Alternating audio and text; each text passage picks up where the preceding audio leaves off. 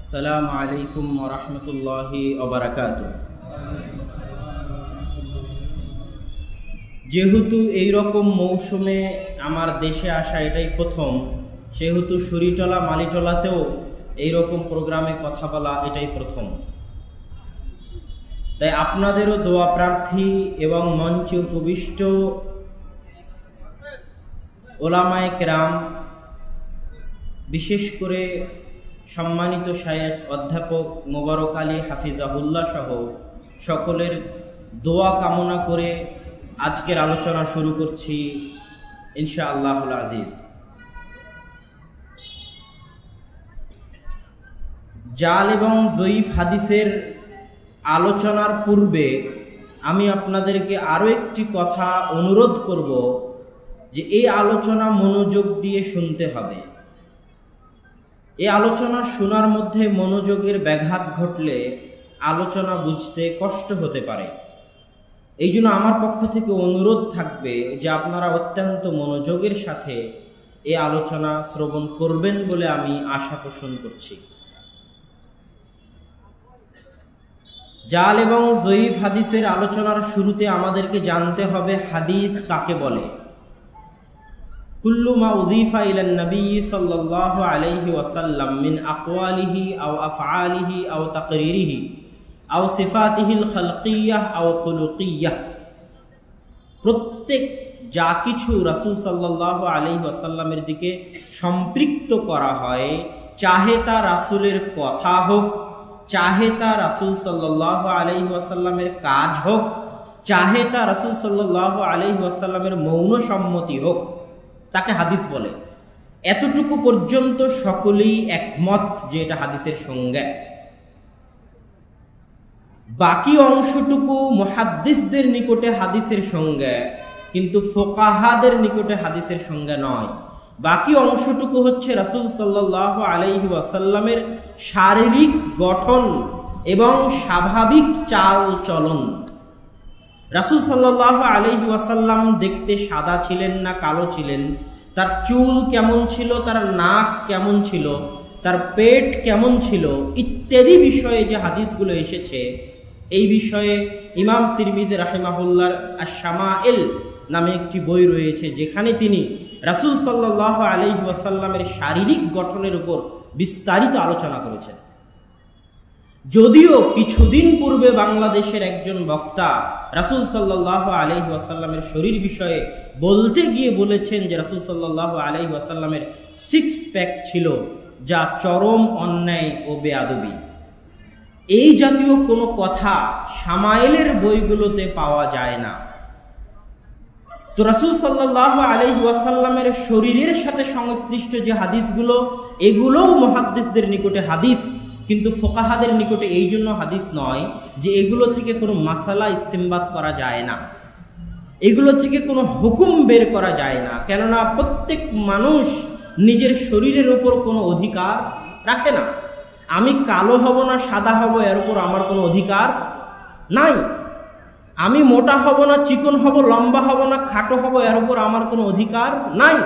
এই জন্য রাসূল সাল্লাল্লাহু আলাইহি ওয়াসাল্লাম লম্বা ছিলেন না খাটো ছিলেন, মোটা ছিলেন না চিকন ছিলেন, সাদা ছিলেন না কালো ছিলেন, তা থেকে কোনো মাসলা মাসাইল আমাদের জন্য বের হয় না। এই জন্য ফুকাহাদের নিকটে এই হাদিসগুলো হাদিস নয়, কিন্তু মুহাদ্দিসদের নিকটে এগুলো হাদিস। হাদিসের সংজ্ঞার পরে দ্বিতীয় কথা হচ্ছে জয়ীফ হাদিস কাকে বলে, জাল হাদিস কাকে বলে। জয়ীফ হাদিস বলা হয় প্রত্যেক যে হাদিস হাসান নয়, প্রত্যেক যে হাদিস সহিহ নয়, তাকে জয়ীফ হাদিস বলা হয়। হাসানও নয় সহিহও নয়। এই জন্য আমাদেরকে আগে জানতে হবে সহিহ বা হাসান হাদিস কাকে বলে। মুহাদ্দিসিনে কিরামের নিকটে একটা হাদিসের মধ্যে 5টা শর্ত থাকলে সেই হাদিসকে সহিহ বলে। মা রাওয়াহু আদলুন তামুদ যাবতি মুত্তাসিলুস সানাদি গায়র মুআল্লিন ওয়ালা শাযাদিন, প্রত্যেক যে হাদিসকে ন্যায়পরায়ণ ব্যক্তি বর্ণনা করেছে, প্রত্যেক যে হাদিসের রাবি বর্ণনাকারী মজবুত স্মৃতিশক্তির অধিকারী, প্রত্যেক যে হাদিসের সানাদের মধ্যে বিচ্ছিন্নতা নাই। হাদিসের সানাদের মধ্যে বিচ্ছিন্নতা কি? এইটা আমাকে এবং আপনাকে বুঝতে হবে। সানাদ কি জিনিস এইটা আমাকে এবং আপনাকে বুঝতে হবে। আমি আপনাকে একটা উদাহরণ দেই যে সানাদ কি জিনিস। রাসূল সাল্লাল্লাহু, আমাদের সামনে যে বর্তমান উপস্থিত বুখারী মুসলিম আছে, তা রাসূল সাল্লাল্লাহু আলাইহি ওয়াসাল্লাম নিজে হাতে লেখেননি। আমাদের সামনে উপস্থিত যে বুখারী মুসলিম আছে, তা রাসূলের কোনো সাহাবী নিজে হাতে লেখেননি। সহিহ বুখারীর যিনি লেখক বা সংকলক, তার মৃত্যু 256 হিজরিতে, তথা রাসূল সাল্লাল্লাহু আলাইহি ওয়াসাল্লামের প্রায় 200 বছরের মাথায়, মৃত্যুর প্রায় 200 বছরের মাথায় মুহাম্মদ ইবনে ইসমাঈল আল বুখারী একটা গ্রন্থ লিখছেন, যেখানে তিনি রাসূলের কথাগুলোকে জমা করতেছেন। কিভাবে তিনি রাসূলের কথাগুলোকে জমা করলেন, এটাই হচ্ছে সানাদ। কিভাবে?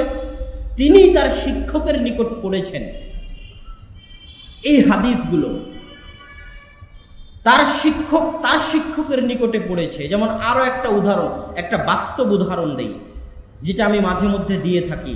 হাম্মাম বিন মুনাব্বিহ নামক একজন তাবিঈ, প্রখ্যাত সাহাবী আবু হুরায়রা রাদিয়াল্লাহু তাআলা আনহুর ছাত্র। তিনি আবু হুরায়রা রাদিয়াল্লাহু তাআলা আনহু থেকে যা শুনতেন তা লিখতেন। হাম্মাম বিন মুনাব্বিহ আবু হুরায়রার ছাত্র, আবু হুরায়রা রাদিয়াল্লাহু তাআলা আনহু থেকে যা শুনতেন তা লিখতেন। সেটাকে বলা হয় হাদিসের ভাষায় সহিফায়ে হাম্মাম বিন মুনাব্বিহ, ওই লিখিত পাণ্ডুলিপিকে, গ্রন্থকে। সেই হাম্মাম বিন মুনাব্বিহ তার নিকট থেকে পড়েছে মা'মার বিন রাশিদ আস-সানাআনী, ইয়েমেনের রাজধানী সানাআর অধিবাসী। মা'মার বিন রাশিদের নিকট থেকে এই গ্রন্থ পড়েছে আব্দুর রাজ্জাক বিন হাম্মাম আস-সানাআনী, যিনি মুসান্নাফ আব্দুর রাজ্জাকের লেখক। নাম শুনেছেন মুসান্নাফ আব্দুর রাজ্জাক?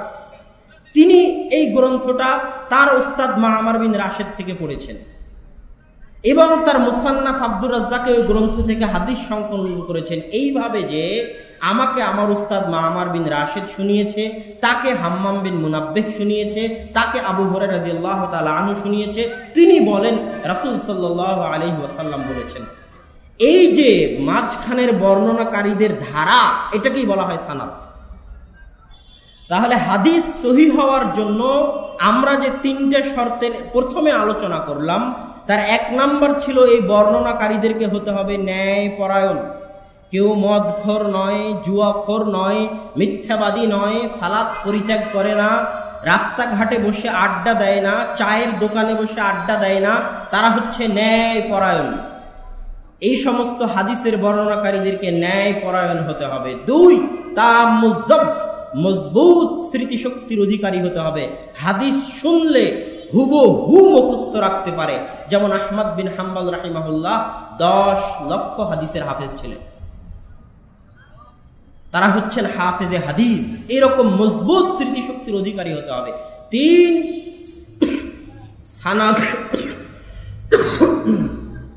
সানাদের মধ্যে বিচ্ছিন্নতা থাকা যাবে না। যেমন আমি যদি বলি যে আব্দুল্লাহিল কাফি আল কুরাইশি রাহিমাহুল্লাহ আমাকে শুনিয়েছেন, তাহলে এটা হাদিস সহিহ হবে না। কেন? আমি আব্দুল্লাহিল কাফি আল কুরাইশি রাহিমাহুল্লাহকে কোনোদিন দেখিনি, আমি তার দার্সে কোনোদিন বসিনি, তথা সানাদে বিচ্ছিন্নতা পাওয়া গেল। সানাদে বিচ্ছিন্নতা থাকা হবে না। 4, সানাদের মধ্যে হাদিস শাজ হওয়া হবে না। শাজ হচ্ছে কোন হাদিস তার চাইতে বেশি মজবুত হাদিসের বিরোধী, কোন হাদিস তার চাইতে বেশি মজবুত হাদিসের বিরোধী। বেশি মজবুত হাদিস হচ্ছে রাসূল সাল্লাল্লাহু আলাইহি ওয়াসাল্লাম আল্লাহ সুবহানাহু তাআলা প্রত্যেক রাতে শেষ আসমানে নেমে আসেন, এটা হচ্ছে বেশি মজবুত। তার চাইতে কম মজবুত হচ্ছে আল্লাহ সুবহানাহু তাআলা 15ই শাবানের রাত্রিতে শেষ আসমানে নেমে আসেন। তো 15ই শাবানের এই হাদিস হচ্ছে শাজ, কেননা সেটা বিরোধী তার চাইতে বেশি মজবুত হাদিসের, এইটাকে বলা হয় শাজ। 5 নম্বর শর্ত হচ্ছে ইল্লাত থাকা যাবে না। ইল্লাত শুধু মুহাদ্দিসিনে কেরাম বুঝতে পারে, যারা বড় বড় মুহাদ্দিস তারা বুঝতে পারে ইল্লাত কাকে বলে, এটা আমি এবং আপনি বুঝতে পারবো না। তারপরও স্বাভাবিক জ্ঞানে আমি আপনাদেরকে একটা উদাহরণ দিয়ে বুঝাতে চাই যে মনে করেন মাদ্রাসাতুল হাদিস নাজিরা বাজারের এই ব্যাচের দাওরায়ে হাদিসের 50 থেকে 60 জন ছাত্র। তারা সবাই একই উস্তাদের নিকটে পড়তেছে। একই উস্তাদের নিকটে পড়ার পরেও 50 থেকে 60 জন ছাত্রের মধ্যে 30 থেকে 40 জন ছাত্র একটা কথায় একই রকম বলতেছে, আর 5 থেকে 6 জন ছাত্র ওই একটা কথায় আরেকটু বিপরীত বলতেছে। তো যখন সকল 50 জন ছাত্রের কথাকে জমা করবেন, তখন আপনি বুঝতে পারবেন যে এই হাদিসের মধ্যে সমস্যা আছে। 30 থেকে 40 জন ছাত্র একরকম বলতেছে, আর 5 থেকে 6 জন ছাত্র একরকম বলতেছে। জমা না করা পর্যন্ত বোঝা যাবে না, এটাকে বলা হয় ইল্লাত। হালকা বোঝানোর চেষ্টা করলাম, এইটা তারাই বুঝতে পারবে যারা বড় বড় মুহাদ্দিস। তো এই 5টা শর্ত যে হাদিসের মধ্যে পাওয়া যায় না, কোনো একটাতে যদি কমতি থাকে তাহলে সেই হাদিসকে বলা হবে যায়ীফ। যদিও স্মৃতি শক্তিতে যদি হালকা দুর্বলতা থাকে, বেশি দুর্বলতা নয়। 100টা হাদিস বর্ণনা করলে 80টাই ঠিক বর্ণনা করে, 20টাতে ত্রুটি করে, তথা হালকা দুর্বলতা আছে, বেশি দুর্বলতা নাই, তাহলে হাদিস হবে হাসান। আর যদি বেশি দুর্বলতা থাকে বা সমান সমান 50-50, 50টা তো ভুল করে, 50টাতে ঠিক করে, 80টাতে ভুল করে, 20টাতে ঠিক করে, অধিক অথবা 50-50, তাহলে হাদিস হবে যায়ীফ। আর মাউযু' জাল হাদিস হচ্ছে হুয়াল কাযিবুল মাখলুক আলা রাসূলিল্লাহ মুখতালাক আলা রাসূলিল্লাহ সাল্লাল্লাহু আলাইহি ওয়াসাল্লাম, এমন হাদিস যা রাসূল সাল্লাল্লাহু আলাইহি ওয়াসাল্লাম বলেননি। রাসূল সাল্লাল্লাহু আলাইহি ওয়াসাল্লাম বলেননি এমন হাদিসকে বলা হয় জাল বা মাউযু'। এবার আসি আমাদের আলোচনায় যে জাল এবং যায়ীফ হাদিস, মাউযু' এবং দুর্বল হাদিস থেকে আমাদেরকে কেন রক্ষা পেতে হবে, সমাজকে কেন রক্ষা করতে হবে এবং এ বিষয়ে জানার প্রয়োজনীয়তা কেন রয়েছে, এইটা এবার আমরা বুঝার চেষ্টা করি। গত 1400 বছরে মুসলিম উম্মার মধ্যে যত ফিতনা, যত ফাসাদ, যত বাতিল ফিরকার উৎপত্তি, শিয়া বলেন, খারিজি বলেন, মুতাজিলা বলেন, মুরজিয়া বলেন, যত বাতিল ফিরকার উৎপত্তি হয়েছে, যত বেদাতের উৎপত্তি হয়েছে, যত শিরকের উৎপত্তি হয়েছে, সকল বেদাত, সকল শিরক এবং সকল বাতিল ফিরকার একমাত্র ভিত্তি হচ্ছে জাল ও যায়ীফ হাদিস। জাল এবং যায়ীফ হাদিসকে যতক্ষণ পর্যন্ত সমাজ থেকে উৎখাত না করা যাবে, ততক্ষণ পর্যন্ত সমাজ থেকে বাতিল ফিরকা এবং বেদাতকে উৎখাত করা যাবে না। যেমন একটা উদাহরণ দেখেন, রাসূল সাল্লাল্লাহু আলাইহি ওয়াসাল্লামের হাদিস যে তারপরে আর কোনো নবী আসবেন না। কাদিয়ানীরা এই জায়গায় হাদিস তৈরি করে নিয়েছে, লাস্টে একটা অংশ যোগ করে দিয়েছে, ইল্লা আইয়াশা আল্লাহ, তবে যদি আল্লাহ চান তাহলে তারপরে নবী আসতে পারে। তবে যদি আল্লাহ চান, এই অংশটা কাদিয়ানীরা তৈরি করেছে এবং তারা গোলাম আহমদ কাদিয়ানীকে নবী সাব্যস্ত করার চেষ্টা করেছে। ঠিক এই রকম যত বাতিল ফিরকা আছে, সকল বাতিল ফিরকার ভিত্তি হচ্ছে, সকল বেদাতের ভিত্তি হচ্ছে, যারা বলে রাসূল সাল্লাল্লাহু আলাইহি ওয়াসাল্লাম নূরের তৈরি, তাদেরও ভিত্তি একটা জাল হাদিস। আউয়াল মা খালাকাল্লাহু ফি নূরি, রাসূল আল্লাহ সুবহানাহু তাআলা সর্বপ্রথম মুহাম্মদ সাল্লাল্লাহু আলাইহি ওয়াসাল্লামকে তার নূর থেকে সৃষ্টি করেছেন। কাশফুল খাফা গ্রন্থের মধ্যে ইমাম আজলুনি এই হাদিসকে জাল বলেছেন। এইভাবে যত ভ্রান্ত আকীদা, যত ভ্রান্ত বিশ্বাস, যত বাতিল ফিরকা, যত বেদাত এবং যত শিরক রয়েছে, সকল কিছুর ভিত্তি হচ্ছে জাল এবং যায়ীফ হাদিস। শুধু তাই নয়, ফিকহি ইখতিলাফ যে আমাদের মধ্যে আছে, হানাফি বলেন, শাফি বলেন, হাম্বলি বলেন, যে ফিকহি ইখতিলাফ আছে, এই ফিকহি ইখতিলাফের মধ্যেও যায়ীফ এবং জাল হাদিসের বিরাট প্রভাব রয়েছে। আব্দুল হাই লখনবী রাহিমাহুল্লাহ তার গ্রন্থ আন-নাফিউল কাবীর শারহুল জামিউস সাগীর, এই গ্রন্থের মধ্যে বলছেন, ওয়া কাম মিন কিতাবিন মু'তামাদিন ই'তামাদা আলাইহি আজিল্লাতুল ফুকাহা মামলুউম বিল আহাদিস আদ-দাঈফা। কত এমন বই রয়েছে যেই বইগুলোকে ফকিহরা ব্যাপকভাবে গ্রহণ করেছে, ভিত্তি হিসেবে গ্রহণ করেছে, অথচ ওই ফিকহি বইগুলো যায়ীফ এবং জাল হাদিস দিয়ে পরিপূর্ণ। কে বলছে? আব্দুল হাই লখনবী বলতেছেন। লখনবী হচ্ছে লখনৌ, ভারতের উত্তর প্রদেশের রাজধানী লখনৌ। সেই লখনৌর মানুষ আব্দুল হাই লখনবী একজন বড় হানাফি পণ্ডিত। তিনি তার গ্রন্থ আন-নাফিউল কাবীর, যেটা ব্যাখ্যা গ্রন্থ হচ্ছে আল জামিউস সাগীরের। এখানে আর একটা গুরুত্বপূর্ণ তথ্য দিয়ে রাখি, অনেক ছাত্র ভাই থাকতে পারে যাদের বুঝতে ভুল হতে পারে। আল জামিউস সাগীর নামে দুইটা গ্রন্থ রয়েছে। একটা আল জামিউস সাগীর হাদিসের গ্রন্থ, যেটা ইমাম সুয়ুতির লেখা।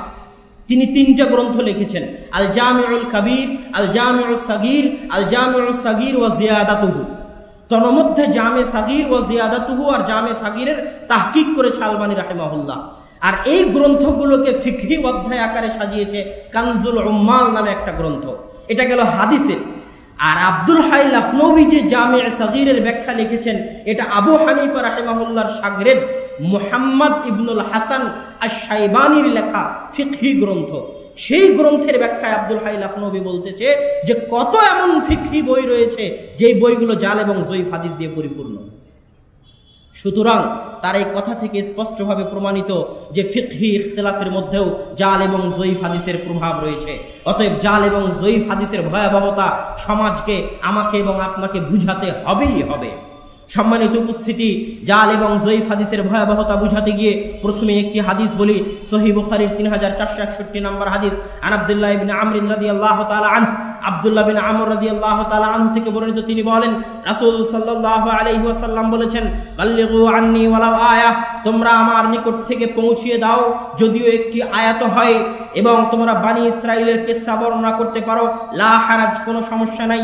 আমান কাযাবা আলাইয়া মুতাআম্মিদান ফালাতাবাওয়া মাকআদাহু মিনান নার, আর যে ব্যক্তি আমার নামে মিথ্যা হাদিস বর্ণনা করলো তার থাকার জায়গা জাহান্নাম। যে ব্যক্তি আমার নামে মিথ্যা হাদিস বর্ণনা করলো তার থাকার জায়গা জাহান্নাম। যে ব্যক্তি আমার নামে মিথ্যা হাদিস বর্ণনা করলো তার থাকার জায়গা জাহান্নাম। সহিহ বুখারীর হাদিস। এই হাদিসকে 70-এরও অধিক সাহাবী বর্ণনা করেছে। এই হাদিস 70-এরও অধিক সাহাবী বর্ণনা করেছে। এই জন্য হাদিসকে বলা হয় মুতাওয়াতির পর্যায়ের হাদিস, নিঃসন্দেহে সহিহ হাদিস। এই হাদিস রাসূল সাল্লাল্লাহু আলাইহি ওয়াসাল্লাম বলেছেন, বাল্লিগু আন্নী, আমার নিকট থেকে পৌঁছাও, তাবলীগ করো, কিন্তু তাবলীগের শর্ত হচ্ছে আন্নী, আমার পক্ষ থেকে হতে হবে, তোমাদের নিজের পক্ষ থেকে নয়।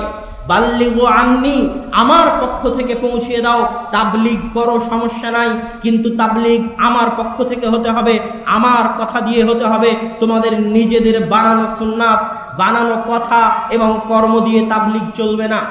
দ্বিতীয় কথা হচ্ছে, যারা আমার নামে মিথ্যা হাদিস বানায় তাদের থাকার জায়গা জাহান্নাম।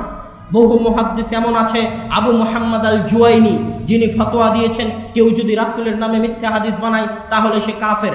যদিও জমহুর মুহাদ্দিসের মতে কেউ যদি হালাল না মনে করে, হারাম মনে করে যে রাসূলের নামে হাদিস বানানো হারাম, এটা মনে করার পর মিথ্যা হাদিস বানাই তাহলে সে কাফের হবে না। কিন্তু কেউ যদি হালাল মনে করে হাদিস বানাই রাসূলের নামে তাহলে সে কাফের হবে। এতে জমহুর মুহাদ্দিসিনে কেরামের ইত্তিফাক রয়েছে। এবং একদল মানুষ রাসূলের নামে মিথ্যা হাদিস বানানোকে হালাল মনে করে। তারা মনে করে যে আমি তো সৎ আমলের জন্য হাদিস বানাচ্ছি, আমি তো নামাজের জন্য হাদিস বানাচ্ছি, আমি তো কোরআন পড়ানোর জন্য হাদিস বানাচ্ছি। নূহ ইবনে আবি মারিয়াম নামে একজন ব্যক্তি ছিল যে কোরআনের ফজিলতে হাদিস মিথ্যা তৈরি করত। ওই হাদিসের খোঁজে যখন মুহাদ্দিস বের হলেন যে হাদিস কে তোমাকে বর্ণনা করেছে, তুমুক, তাকে গিয়ে বললেন তোমাকে কে বর্ণনা করেছে, অমুক, তোমাকে কে বর্ণনা করেছে, অমুক। এইভাবে পৌঁছতে পৌঁছতে নূহ ইবনে আবি মারিয়ামের নিকটে পৌঁছলেন মুহাদ্দিস। বললেন তুমি এই হাদিস কোথায় শুনেছো? সে বলছে আমি নিজেই বানিয়েছি। কেন তুমি নিজেই বানিয়েছো? বলছে মানুষজন আর কোরআন তেলাওয়াত করে না, যেন মানুষজন কোরআন তেলাওয়াত করে, তাই কোরআনের ফজিলতে হাদিস বানিয়েছি। এই সূরা পড়লে এত নেকি, এই সূরা পড়লে এত নেকি, এই সূরা পড়লে এত নেকি। ব্যর্থহীন স্বীকৃতি যে হাদিস সে স্বেচ্ছায় বানিয়েছে, হালাল মনে করে বানিয়েছে। তো মুহাদ্দিসগণ বলছেন কেউ যদি হালাল মনে করে হাদিস বানায় তাহলে সে কাফের হবে, এতে কোনো সন্দেহ নাই। আজকেও বাংলাদেশের যুগে এমনও বক্তা রয়েছে 80 থেকে 90% বক্তা স্টেজে বসে হাদিস তৈরি করে বানায়। আমি নাম নিতে চাই না, আগে থেকে তো বানানো থাকেই, স্টেজে বসেও হাদিস উপস্থিত তৈরি করে বানিয়ে মানুষকে হাসায়, মানুষকে কাঁদায়। কিয়ামতের মাঠে তাদের কি হবে আল্লাহ সুবহানাহু ওয়া তাআলা ভালো জানে। আন সামরা ইবনে জুনদুব রাদিয়াল্লাহু তাআলা আনহু, সামরা বিন জুনদুব রাদিয়াল্লাহু তাআলা আনহু থেকে বর্ণিত, তিনি বলেন রাসূল সাল্লাল্লাহু আলাইহি ওয়াসাল্লাম বলেছেন, মান হাদাসা আন্নী হাদিসান ইরা আন্নাহু কাযিবুন, যে ব্যক্তি আমার নিকট থেকে কোনো হাদিস বর্ণনা করে এবং তার অন্তরে সন্দেহ আছে হাদিস বর্ণনা করতেছে, অন্তরে সন্দেহ আছে এ হাদিস সহিহ না জয়ীফ। হাদিস বর্ণনা করতেছে, অন্তরে সন্দেহ আছে এ হাদিস জয়ীফ না সহিহ। হাদিস বর্ণনা করতেছে কিন্তু অন্তরে সন্দেহ আছে এ হাদিস সহিহ না জয়ীফ। ফাহুয়া আহাদুল কাযিবিন আও আহাদুল কাযিবাইন, তাহলে সে মিথ্যুকদের একজন সন্দেহ নিয়ে হাদিস বর্ণনা করা যাবে না। নিশ্চিত হতে হবে বর্ণনা করার আগে যে হাদিস সহিহ, তারপরে হাদিস বর্ণনা করতে হবে। কেউ যদি সন্দেহ নিয়ে হাদিস বর্ণনা করে, রাসূল সাল্লাল্লাহু আলাইহি ওয়াসাল্লাম বলছেন সে মিথ্যুকদের একজন। খুলে দেখুন ইমাম মুসলিমের মুকাদ্দামা, এই জাতীয় যত কথা আমাদের আলোচনায় আসবে তার অধিকাংশই ইমাম মুসলিম রাহিমাহুল্লাহ তার সহিহ মুসলিমের ভূমিকায় সানাদ সহ উল্লেখ করেছেন। সম্মানিত উপস্থিতি, আন আবি হুরায়রা রাদিয়াল্লাহু তাআলা আনহু আন্নাহু قال قال رسول الله صلى الله عليه وسلم كفى بالمرء كذبا يحدث بكل ما سمع। আবু হুরায়রা রাদিয়াল্লাহু তাআলা আনহু থেকে বর্ণিত, তিনি বলেন রাসূল সাল্লাল্লাহু আলাইহি ওয়াসাল্লাম বলেছেন, প্রত্যেক ব্যক্তির মিথ্যুক হওয়ার জন্য এতটুকুই যথেষ্ট, একজন মানুষের মিথ্যুক হওয়ার জন্য এতটুকুই যথেষ্ট যে সে প্রত্যেক যা কিছু শুনে তাই বর্ণনা করে, যা কিছু শুনে তাই বর্ণনা করে, যাচাই বাছাই ছাড়াই যা শুনে তাই বর্ণনা করে, এতটুকুই তার মিথ্যুক হওয়ার জন্য যথেষ্ট। এ হাদিস যদি আমাদের যুগে আমরা বাস্তবে প্রয়োগ করতে চাই তাহলে বলতে হবে প্রত্যেক যে ব্যক্তি ফেসবুকে কোনো পোস্ট দেখার পর যাচাই বাছাই ছাড়াই শেয়ার করে, তার এই শেয়ার করাটাই মিথ্যুক হওয়ার জন্য যথেষ্ট। প্রত্যেক যে ব্যক্তি ফেসবুক হোয়াটসঅ্যাপে কোনো পোস্ট দেখার পর যাচাই বাছাই করা ছাড়াই কপি করে পোস্ট দেয়, তার জন্য মিথ্যুক হওয়ার জন্য তার এই পোস্ট করাটাই যথেষ্ট। ফেসবুকেও কিছু জাল হাদিস আছে, অনলাইনেও কিছু জাল হাদিস আছে যেগুলোর হাদিসের গ্রন্থ তো কোনো অস্তিত্ব ছিল না, আর আজ থেকে 10 বছর আগে ওই হাদিসগুলোর অস্তিত্ব ছিল না। যেমন চাঁদ উঠেছে এই খবর যদি আপনি এতজনকে পৌঁছাতে পারেন সবার আগে, তাহলে আপনার জন্য জান্নাত। এটা ফেসবুকেও জাল হাদিস। লা ইলাহা ইল্লাল্লাহ মুহাম্মাদুর রাসূলুল্লাহ আপনি যদি 100 জনের নিকটে শেয়ার করেন তাহলে যা চাইবেন তাই পাইবেন। রাসূল সাল্লাল্লাহু আলাইহি ওয়াসাল্লাম বলেছে নাউজুবিল্লাহ, ফেসবুকেও জাল হাদিস। এরকম বহু জাল হাদিস আছে যা অনলাইনে ঘুরে বেড়ায়, যার অস্তিত্ব 10 বছর আগেও কোনো দিন ছিল না। এই যুগের মানুষ বানিয়েছে, এই যুগের মানুষ তৈরি করেছে। কিয়ামতের মাঠে তাদের কি হবে আল্লাহ সুবহানাহু ওয়া তাআলা ভালো জানেন। সম্মানিত উপস্থিতি, শুধু রাসূল সাল্লাল্লাহু আলাইহি ওয়াসাল্লামের কথা দিয়ে নয়, বরং মহান আল্লাহর কথাতেও বোঝা যায় যে জাল হাদিস বানানো, জয়ীফ হাদিস বর্ণনা করা কতটা ভয়াবহ।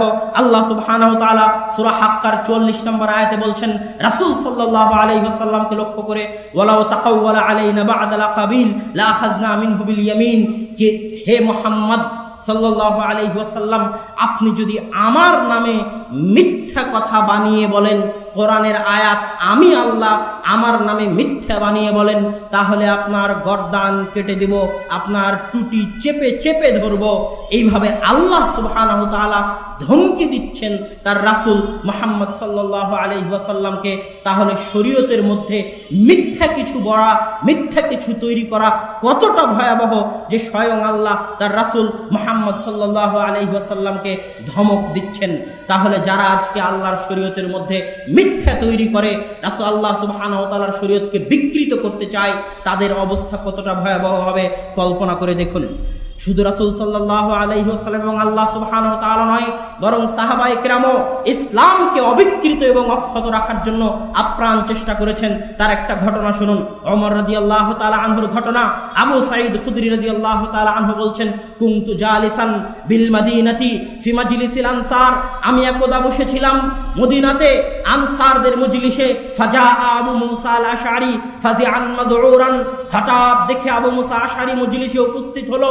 ফাজিআন মাযউরান, ভীত সন্ত্রস্ত হত বিহব্বল অবস্থায় আবু মুসা আশআরি রাদিয়াল্লাহু তাআলা আনহু মজলিসে উপস্থিত হলো।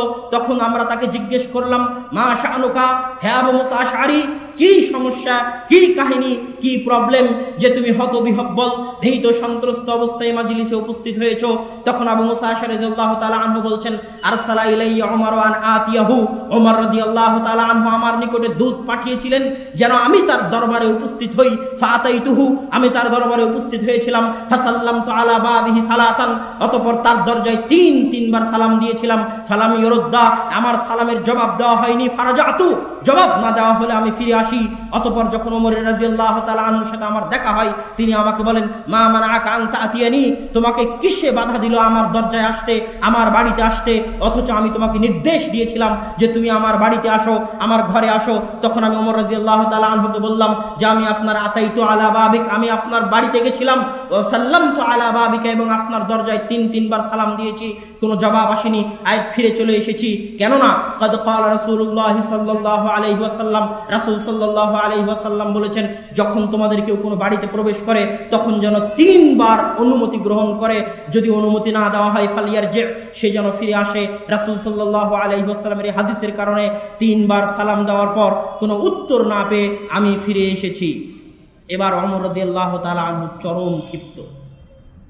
তিনি বলছেন, আকিম আলাইহিল বাইয়িনা, হে আবু মুসা, তুমি যে এখনই হাদিস শোনালে, এই হাদিসের পিছনে দলিল দাও। ওয়া ইল্লা লাউজি আন্নাকা, অথবা অন্যথায় তোমাকে আমি কঠিন থেকে কঠিন শাস্তি দিতে বাধ্য হব। তুমি এখনই যে হাদিস শোনালে, খলিফাতুল মুসলিমিন ওমর রাদিয়াল্লাহু তাআলা আনহু আরেকজন বিখ্যাত পরহেজগার সাহাবীকে ধমক দিচ্ছেন এই মর্মে যে তুমি যে এখন হাদিস শোনালে, এই হাদিসের পিছনে দলিল দাও, না হলে তোমাকে শাস্তি দিব কঠিন থেকে কঠিন। আর আমরা বক্তাকে জিজ্ঞেস করতে ভয় পাই যে আপনার হাদিসের দলিল দেন। এই হলো আমাদের ইমানের অবস্থা, যে আপনি বক্তব্যে হাদিস বললেন, এই হাদিসের দলিল দেন, এটা আমরা বক্তাকে জিজ্ঞেস করতে ভয় পাই। অথচ খলিফাতুল মুসলিমিন একজন সাহাবীকে শাসাচ্ছেন যে তুমি যে হাদিস বললে, হাদিসের দলিল দাও। তখন আবু মুসা আশারী বলতেছে, এই কারণে আমি ভীত সন্ত্রস্ত অবস্থায় তোমাদের নিকটে আসলাম। তখন ওই মজলিসে উপস্থিত ছিলেন উবাই ইবনে কাব, বিখ্যাত ফকিহ, বিখ্যাত মুফাসসির উবাই ইবনে কাব রাদিয়াল্লাহু তাআলা আনহু। তখন বললেন যে আমাদের মধ্যে থেকে যে সবচেয়ে ছোট আছে, লা ইয়াকুমু মাহু ইল্লা আসগারাল কওমি, আমাদের মধ্যে থেকে যে সবচেয়ে বয়সে ছোট, সে আবু মুসা আশারীর পক্ষে সাক্ষ্য দিবে। হাদিসের বর্ণনাকারী আবু সাঈদ খুদরি বলতেছেন, ওয়া আনা আসগারুল কওমি মিনহুম, আর আমি আবু সাঈদ খুদরি তখন উপস্থিত যারা ছিল তাদের মধ্যে বয়সে সবচেয়ে ছোট ছিলাম। আমি ওমরের দরবারে গেলাম এবং তার দরবারে গিয়ে সাক্ষী দিলাম যে এই হাদিস আমিও রাসূল সাল্লাল্লাহু আলাইহি ওয়াসাল্লামের নিকট থেকে শুনেছি। এখান থেকে আরো একটা বিষয় প্রমাণিত হয়, যেখানে খলিফাতুল মুসলিমিন ওমর রাদিয়াল্লাহু তাআলা আনহুর অবগতিতে হাদিস নাই, তিনি জানেন না এই হাদিস, সেখানে আমার এবং আপনার ইমামও হাদিস জানবে না, এটাই স্বাভাবিক। এটাই স্বাভাবিক। যেখানে খলিফাতুল মুসলিমিন ওমর রাদিয়াল্লাহু তাআলা আনহু এই হাদিস জানেন না, সেখানে আমার এবং আপনার ইমাম হাদিস জানবেন না, কিছু না কিছু হাদিস তাদের অগোচরে থেকে যাবে, এটাই স্বাভাবিক। এই জন্য ইমামের ফতোয়াকে একমাত্র কট্টর সঠিক ফতোয়া হিসেবে মেনে নেওয়া কোশ্চিনকালেও বুদ্ধিমত্তার পরিচয় নয়, বরং হাদিস পাওয়া গেলে হাদিসের উপর আমল করতে হবে। যেভাবে হাদিস পেয়ে ওমর রাদিয়াল্লাহু তাআলা আনহু সিলিন্ডার হয়ে গেলেন, পানি হয়ে গেলেন। তিনি বললেন, আবু মুসা আশআরী, লা উরিদু আন আত্তাহিমাক, আমি তোমাকে অপবাদ দিতে চাইনি, আমি বলতে চাইনি যে তুমি মিথ্যা হাদিস বানাচ্ছ, কিন্তু আমি এরকম কঠোরতা কেন অবলম্বন করলাম? কেননা আমি ভয় পাই যে আমি যদি কঠোরতা অবলম্বন না করি তাহলে মানুষ রাসূল সাল্লাল্লাহু আলাইহি ওয়াসাল্লামের নামে মিথ্যা হাদিস বানাবে, মিথ্যা হাদিস বর্ণনা করবে। এই ভয়ে আমি কঠোরতা অবলম্বন করলাম। তাহলে দেখেন মিথ্যা হাদিসের বিষয়ে, দুর্বল হাদিসের বিষয়ে খলিফাতুল মুসলিমিন কত কঠোর, ওমর রাদিয়াল্লাহু তাআলা আনহু কত কঠোর। সম্মানিত উপস্থিতি, শুধু তাই নয়, আলী রাদিয়াল্লাহু তাআলা আনহু কঠোর ছিলেন। তিনি যখনই, আমি যে হাদিসটা পড়লাম এই হাদিস সহিহ মুসলিমের মধ্যে এসেছে, কিতাবুল আদাবের মধ্যে কিতাবুল ইস্তেজান অনুমতি অধ্যায়ে হাদিস এসেছে। ঠিক ওমর রাদিয়াল্লাহু তাআলা আনহুর মতো আলী রাদিয়াল্লাহু তাআলা আনহু কঠোরতা অবলম্বন করতেন। যখনই তিনি কোনো ব্যক্তি তার সামনে হাদিস বর্ণনা করত, তখন আলী রাদিয়াল্লাহু তাআলা আনহু ইস্তাহলাফতু, আলী রাদিয়াল্লাহু তাআলা আনহু তাকে কসম খেতে বলতেন যে তুমি কসম খাও যে এই হাদিস রাসূল সাল্লাল্লাহু আলাইহি ওয়াসাল্লাম বলেছে। ফাইদা হালাফা ফাসাদ্দাকা, যখন সে ব্যক্তি কসম খেত যে আল্লাহর কসম এই হাদিস রাসূল সাল্লাল্লাহু আলাইহি ওয়াসাল্লাম বর্ণনা করেছে, তখন আলী রাদিয়াল্লাহু তাআলাকে স্বীকৃতি দিতেন। এই ছিল আলী রাদিয়াল্লাহু তাআলা আনহুর অবস্থা। ঠিক তেমনি ছিলেন ইবনে আব্বাস রাদিয়াল্লাহু তাআলা আনহু। তিনি বলতেছেন, মুকদ্দমা মুসলিম সহিহ মুসলিমের ভূমিকা খুলে দেখুন, তিনি বলতেছেন, ইদা সামি'না রাজুলান ইয়াকুলু ক্বালা রাসূলুল্লাহ সাল্লাল্লাহু আলাইহি ওয়াসাল্লাম, ইবতাদারাতহু আবসারুনা ওয়া আসগাইনা ইলাইহি বিআযানিনা, যখনই আমরা শুনতে পেতাম আশেপাশে কোথাও কেউ বলতেছে, কোনো মতে আমাদের কানে এসে পৌঁছেছে আওয়াজ যে আশেপাশে কেউ বলতেছে ক্বালা রাসূলুল্লাহ সাল্লাল্লাহু আলাইহি ওয়াসাল্লাম, যে আল্লাহর রাসূল বলেছেন। আশেপাশে থেকে কোনো আওয়াজ যদি আমাদের কানে পৌঁছতো, রাসূলের কোনো হাদিস কেউ শোনাচ্ছে, কেউ বলতেছে যে ক্বালা রাসূলুল্লাহ সাল্লাল্লাহু আলাইহি ওয়াসাল্লাম, তাহলে আমরা সব কাজ বন্ধ করে দিতাম। ইবতাদারাত ইলাইহি আবসারুনা, চোখ দিয়ে তাকিয়ে দেখতাম কি সেই হাদিস, আর কান খাড়া করে শুনতাম। আসগাইনা ইলাইহি বিআযানিনা, কান খাড়া করে শুনতাম যে হাদিসটা কি। ফালাম্মা রাকিবান নাসু সা'বা ওয়াদ দালুল, কিন্তু দুঃখজনক হলো সত্য, যখন ফিতনার যুগ চলে আসলো, যখন মানুষ সত্য মিথ্যা মিশিয়ে দিল, তখন আমরা আর ক্বালা রাসূলুল্লাহ, রাসূল সাল্লাল্লাহু আলাইহি ওয়াসাল্লাম বলেছেন শুনলে আর বিশ্বাস করি না। লা নাখুযু ইল্লা মা না'রিফ, তখন আমরা যাচাই বাছাই করে গ্রহণ করি, যাচাই বাছাই ছাড়া গ্রহণ করি না। ইবনে আব্বাস বলতেছেন রাদিয়াল্লাহু তাআলা আনহুমা, মুকদ্দমা মুসলিম, সহিহ মুসলিমের ভূমিকা খুলে দেখুন। ইবনে মাসউদ রাদিয়াল্লাহু তাআলা আনহু থেকে বর্ণিত, তিনি বলেন, ইবনে মাসউদ রাদিয়াল্লাহু তাআলা আনহু বলতেছেন, ইন্নাশ শাইতানা লা ইয়াতামাসসালু ফি সূরাতি রাজুলি, শুনে রাখো হে মানুষ, শয়তান মানুষের আকৃতি ধারণ করে জনসমাজের মধ্যে আসে, ফায়ুহাদ্দিসুনা বিহাদিসিন মিনাল কাযিব, অতঃপর মিথ্যা হাদিস বর্ণনা করে। শয়তান মানুষের রূপ ধারণ করে আসে এবং মিথ্যা হাদিস বর্ণনা করে, এবং মিথ্যা হাদিস বর্ণনা করার পর চলে যাওয়ার পর মানুষজন বলে যে আমি হাদিস শুনেছি এমন ব্যক্তির নিকট থেকে, আরিফু ওয়াজহাহু ওয়ালা আদরি ইসমাহু, যাকে দেখলে চিনতে পারবো কিন্তু বলতে পারবো না সে কে, তার নাম কি, তার বাড়ি কোথায়, কিন্তু চেহারা যদি দেখি তাহলে চিনতে পারবো। ইবনে মাসউদ বলতেছেন, শয়তান মানুষের রূপ নিয়ে আসবে, মানুষের রূপ নিয়ে এসে মিথ্যা হাদিস বলবে, মিথ্যা হাদিস বলার পর চলে যাবে, চলে যাওয়ার পর মানুষ বলবে এই হাদিস আমি এমন ব্যক্তির নিকট থেকে শুনেছি যাকে দেখলে চিনতে পারবো কিন্তু তাকে আমি চিনি না, তার নাম ধাম জানি না, তার বাড়ি কোথায় জানি না। এই কথা প্রমাণ করে, এই হাদিস প্রমাণ করে, আজকে যারা চেহারাকে গোপন করে অডিওর মাধ্যমে যুবক সমাজকে বিভ্রান্ত করতেছে, নিজের পরিচয়কে গোপন করে ইউটিউবে এবং ফেসবুকে এমন সমস্ত অডিও ছেড়ে জঙ্গিবাদকে উস্কে দিচ্ছে, তারা যে শয়তান নয় তার কোনো গ্যারেন্টি নাই। ইবনে মাসউদ রাদিয়াল্লাহু তাআলা আনহুর কথা অনুযায়ী যাচাই বাছাই ছাড়া এই সমস্ত অপরিচিত ব্যক্তিদের কথা, এই সমস্ত অপরিচিত ব্যক্তিদের বক্তব্য শোনা যাবে না, দেখাও যাবে না, শেয়ারও করা যাবে না, অন্যথায় আপনি মিথ্যুকদের অন্তর্ভুক্ত হবেন। ইবনু সিরিন রাহিমাহুল্লাহ বলতেছেন, লাম ইয়াকুনু ইয়াসআলুনা আনিল ইসনাদ ফালাম্মা ওয়াকাআতিল ফিতনাহ। মুহাম্মদ ইবনু সিরিন বলতেছেন, আমরা আগে সানাদ সম্পর্কে জিজ্ঞেস করতাম না, কিন্তু যখন ফিতনা পতিত হলো, ফিতনা চলে আসলো, মিথ্যার যুগ শুরু হলো, তখন আমরা দেখি যে কে এই হাদিসের বর্ণনাকারী, তখন আমরা বলি সাম্মু লানা রিজালাকুম, ওহে মানুষ তুমি যে হাদিস বলতেছো এই হাদিসের বর্ণনাকারীকে, তার নাম কি, তার পরিচয় কি, তা আমাদেরকে শোনাও। ফাইনদারু ইলা আহলিস সুন্নাহ, যদি সে আহলুস সুন্নাহর অনুসারী হয় তাহলে তার হাদিস গ্রহণ করা হতো, আর যদি আহলুল বিদআর অন্তর্ভুক্ত হয় তাহলে তার হাদিস গ্রহণ করা হতো না।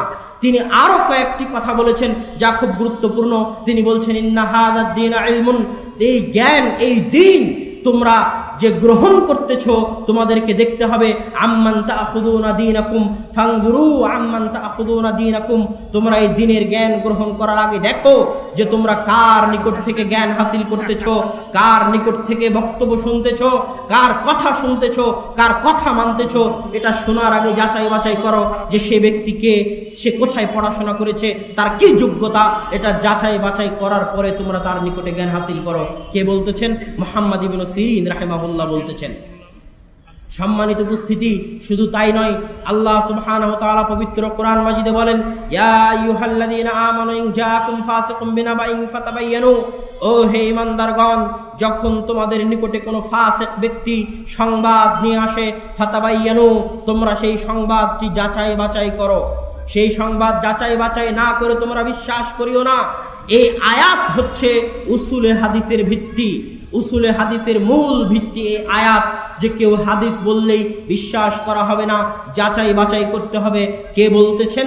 আল্লাহ সুবহানাহু ওয়া তাআলা বলতেছেন পবিত্র কোরআনের মধ্যে, যখন তোমাদের নিকটে কোনো খবর আসে তখন তোমরা সেই খবরকে যাচাই বাছাই করো, তারপরে সেই খবরে বিশ্বাস স্থাপন করো। সম্মানিত উপস্থিতি, এই গেল সংক্ষিপ্ত আলোচনা যে জয়ীফ এবং জাল হাদিস, বিশেষ করে মিথ্যা হাদিস বলার বর্ণনা করার ভয়াবহতা। এবার আসি জয়ীফ হাদিস সংক্রান্ত আলোচনা। আমাদের সমাজে বিরাট ইখতিলাফ আছে যে জয়ীফ হাদিসের উপর আমল করতে হবে না হবে না, জয়ীফ হাদিস মানতে হবে না হবে না। এই বিষয়ে গুরুত্বপূর্ণ কিছু পয়েন্ট, কিছু নোট আপনাদের সামনে পেশ করার চেষ্টা করব ইনশাআল্লাহ। আবু হাতেম আর রাজি 277 হিজরিতে মারা গেছেন। বিখ্যাত মুহাদ্দিস, বিখ্যাত মুহাদ্দিস 277 হিজরিতে মারা গেছেন আবু হাতেম। তিনি তার কিতাব আল মারাসিল, যেই মারাসিল গ্রন্থে তিনি শুধু ওই সমস্ত রাবীদেরকে জমা করেছেন যারা মুরসাল হাদিস বর্ণনা করে, তাদেরকে এই গ্রন্থে জমা করেছেন। এই গ্রন্থের মধ্যে তিনি বলতেছেন লা ইউহতাজ্জু বিল মারাসিল, মুরসাল হাদিস দিয়ে দলিল গ্রহণ করা যাবে না। ওয়ালা তাকুমুল হুজ্জাতু ইল্লা বিল আসানিদ আস-সিহাহ আল মুত্তাসিলা। জেনে রাখো হে দুনিয়ার মানুষ, সহিহ হাদিস ছাড়া অন্য কোনো হাদিস দ্বারা দলিল গ্রহণ করা যাবে না, অন্য কোনো হাদিস দ্বারা দলিল গ্রহণ করা গ্রহণযোগ্য হবে না। মারাসিল ইবনে আবি হাতেম পৃষ্ঠা নাম্বার 7 তার নিজ গ্রন্থে তিনি এই কথা বলছেন। পৃথিবীতে যারা বড় বড় মুহাদ্দিস এসেছেন তাদের মধ্যে একজন হচ্ছেন আবু হাতেম রাহিমাহুল্লাহ। ইবনে তাইমিয়া রাহিমাহুল্লাহ বলতেছেন লা ইয়াজুজু আন ইউতামাদা ফি শরিয়াতিল ইসলামিয়াহ আলাল আহাদিস আদ-দাঈফা। ইসলামী শরীয়তে জয়ীফ হাদিসের উপর নির্ভর করা যাবে না, জয়ীফ হাদিস গ্রহণ করা যাবে না। তার এই কথা তিনি তার মাজমুআ ফাতাওয়ার মধ্যে উল্লেখ করেছেন। ইবনু হাজাম রাহিমাহুল্লাহ বলতেছেন লা ইয়াহিল্লু লানা আন নাখুযা বিল আহাদিস আদ-দাঈফ। আমাদের জন্য জায়েজ নয় যে আমরা জয়ীফ হাদিস গ্রহণ করব, জয়ীফ হাদিসের উপর আমল করব, এটা আমাদের জন্য জায়েজ নয় বলতেছেন ইবনু হাজাম রাহিমাহুল্লাহ। এইভাবে বড় বড় মুহাদ্দিসদের কওল রয়েছে, মন্তব্য রয়েছে যে জয়ীফ হাদিসের উপর আমল করা যাবে না। কিন্তু যারা জয়ীফ হাদিসের উপর আমল করতে বলে তাদেরও কিছু দলিল আছে। তাদের দলিলের আগে আমরা জানি যে কোন কোন মুহাদ্দিস জয়ীফ হাদিস গ্রহণ করতেন এবং তাদের কি কি অপশন। আলোচনা যদিও একটি ইলমি, কিন্তু আমি আশা করি আপনাদের উপকার হবে, মনোযোগ দিয়ে শুনলে উপকার হবে ইনশাআল্লাহ। আহমদ বিন হাম্বল রাহিমাহুল্লাহর পক্ষ থেকে ইবনুল কাইয়িম আল জাওজিয়্যাহ তার গ্রন্থ ইলামুল মুআক্কিঈনের মধ্যে বলতেছেন যে ইমাম আহমদ রাহিমাহুল্লাহ জয়ীফ হাদিসকে মানুষের মতের উপর, কিয়াসের উপর প্রাধান্য দিতেন। ইমাম আহমদ ইবনে হাম্বল 241 হিজরিতে মারা গেছেন, 10 লক্ষ হাদিসের হাফেজ। তিনি কিয়াসের উপরে, মানুষের রায়ের উপরে, মানুষের চিন্তার উপরে জয়ীফ হাদিসকে প্রাধান্য দিতেন। ঠিক তেমনি আবু হানিফা রাহিমাহুল্লাহ তার কথাও ইবনে হাজাম রাহিমাহুল্লাহ তার গ্রন্থ আল ইহকামের মধ্যে বর্ণনা করছেন, নকল করছেন যে আবু হানিফা রাহিমাহুল্লাহর নিকটে রায় এবং কিয়াসের চাইতে জয়ীফ হাদিস প্রাধান্য পেত। উদাহরণ দেখেন, আবু হানিফা রাহিমাহুল্লাহর নিকটে কেউ যদি সালাতে অট্টহাসি দেয়, কেউ যদি সালাতে অট্টহাসি দেয় তাহলে তার সালাতও নষ্ট হবে, ওযুও নষ্ট হবে। কেউ যদি সালাতে অট্টহাসি দেয় তাহলে তার সালাতও নষ্ট হবে, ওযুও নষ্ট হবে। কার ফতোয়া?